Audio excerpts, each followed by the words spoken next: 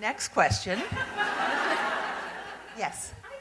I'm dying to know what happened when you went running through the museum with water and, you were saying that there were bigger fish to fry, so you were allowed to work on Matrix in the way that you did, but I'm just amazed that you were allowed in the museum with those soaking wet pant cuffs and, I'm just wondering what happened. You were talking about security being an interesting piece. I'm talking about the washing the, sorry, thank you, Hartford Wash.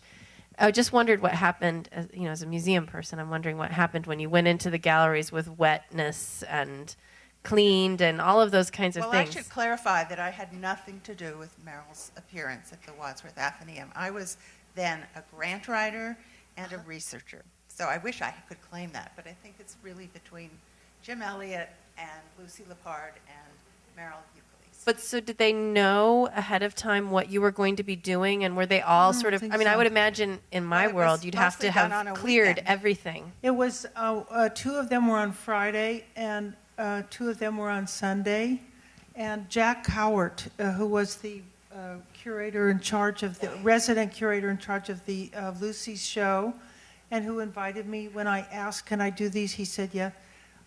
He left town.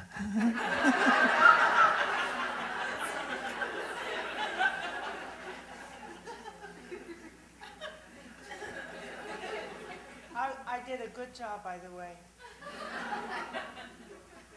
What I mean is I was, look, it's a museum. Like, I didn't spill a lot of water around. I kept it pretty. I would trust you. Are there any other questions? Someone way back there? Yeah. Okay. So if you could...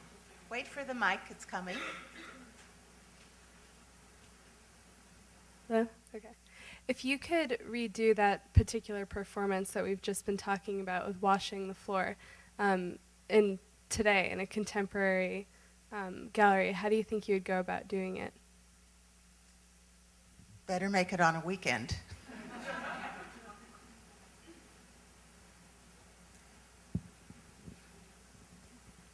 I wouldn't do. I would only do it in if they would do the whole show of personal, societal, and earth maintenance. I wouldn't wash a floor all by itself. Another hand?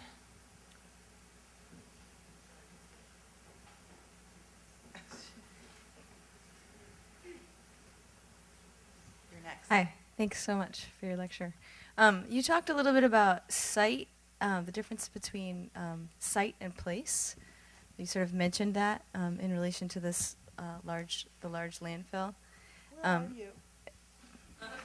You're in the dark for us. So I was wondering if you could just expand on that idea a little bit, the difference between sight and place, I guess. I love that question. I think it's such a great question. With the intentionality and the conceptual art, sight and place become sort of much more mutable. And I think that I actually think the notion of sight and place becomes a kind of a flow. Because for my work, certainly a lot of works like touch sanitation was all the city, the site was the city, but seeing always this big, Andrea had wanted if I left enough time, and I do apologize. I apologize to you in public. She wanted to ask me about scale, and I looked. She has these wonderful questions about my work, which you're not going to hear. Save it for the next roadshow. Okay.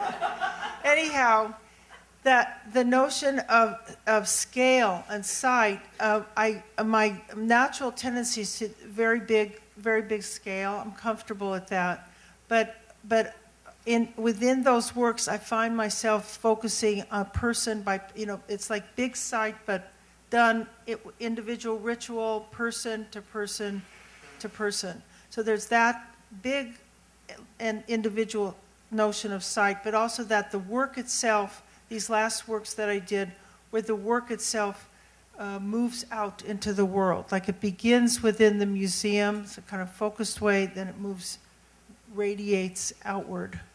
And then the locus of the work is out in the world and in the intentionality of those who participate.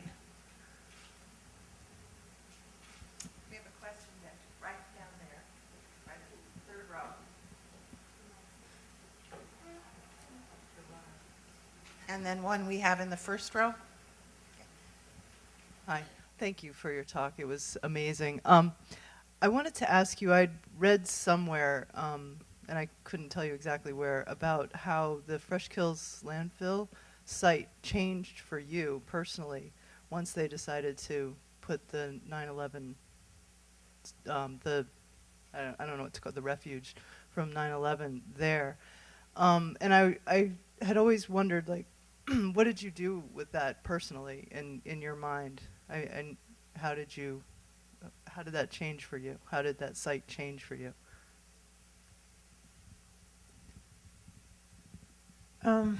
It's a hard question. When I first heard that the debris, the material, whatever, that has human remains in it, over 1,000 people, nothing has ever been found of them. Not a thing, not a morsel. It's dust. Reside among I think it's, I don't know how many tons of remains that are at Fresh Kills. There's a group called Families for a Proper Burial that have been suing the city and the state to remove the remains, have them resifted, and a certain size and under would be taken to a cemetery. But because there were a lot of materials in that material, even a cemetery would be turned into a kind of landfill that's lined. And it would cost about $1 billion.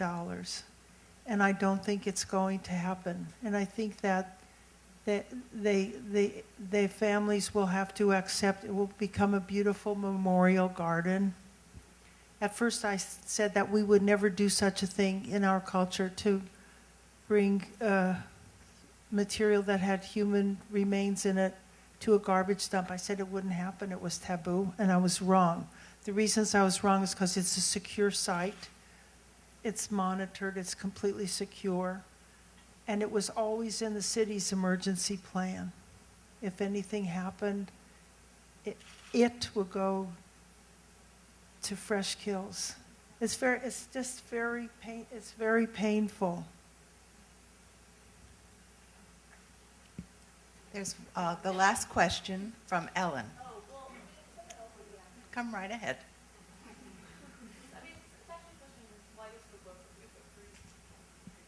But I feel bad asking it because other people might have questions. But okay.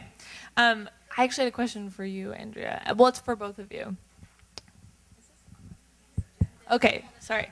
I was wondering when you started showing people in the Matrix program, if you could recount a moment of resistance that you had from either the museum or from, like, since you showed like so many people who had never been shown before, who, you know, had extremely radical work. Well, this is very nuts and bolts, so it's not a highfalutin answer. I did sometimes show work that was very, very challenging occasionally. But I had a kind of procedure where, in any case, for all artists, they would come up and look at the space and we'd talk about what they would do. But once we had a game plan, then they would come back and I would take them in and introduce them to the director. I would run them by people in the PR department. I would have them say a little bit at a curatorial meeting. And so by the time we really unveiled what we wanted to do, they had already had really nice encounters with all of these people.